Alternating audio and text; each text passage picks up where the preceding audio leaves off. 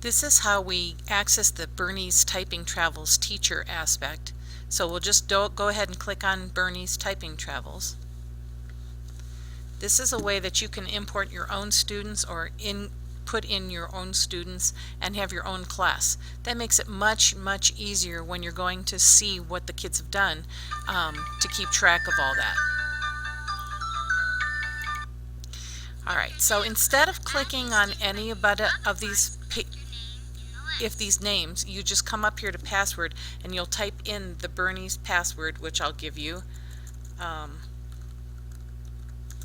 Okay, and now that this little red apple comes up, we'll just click on the little red apple, and we'll click on the little red apple one more time. Now this will pop up each time, and I think that it's important to leave this. I could hide this message, but I think it's important, so I'm going to just leave that. We'll go to Modify and View Student Data. You'll see that there's only 2 students in here right now. However, we can add students, but before I add students, I'm going to go ahead and add my class. So I'm going to come over here to Groups, and I'm going to add.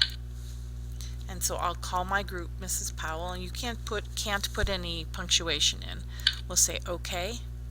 Now I'm going to go ahead and view Mrs. Powell, and I'm going to go ahead and add multiple students. That way I can add my whole class. So you have to put in the first name, comma, last name, comma, and their password. You can make the passwords whatever you'd like.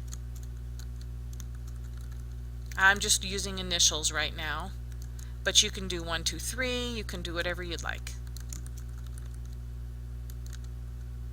And then when you're finished adding all your students, you'll click OK. And there are my students. Now you'll notice that they're here in the view with Mrs. Powell. They'll also be in the view with all. If I add another teacher, which I can do, I can add, let's add Mrs. Jones. And right now, if I go into Mrs. Jones' class, there's no one in there.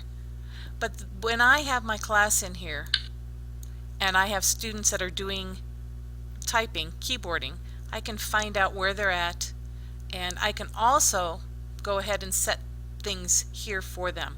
I can require that they take a pretest. I can put in their passing speed, their minimum accuracy, all of those things I can edit, and so that might be helpful for you as a teacher to come in and look at where your students are.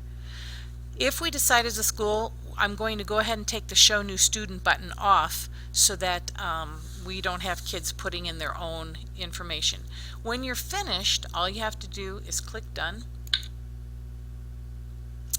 and then you're back at the lab. We'll quit this program, and that's all there is to it.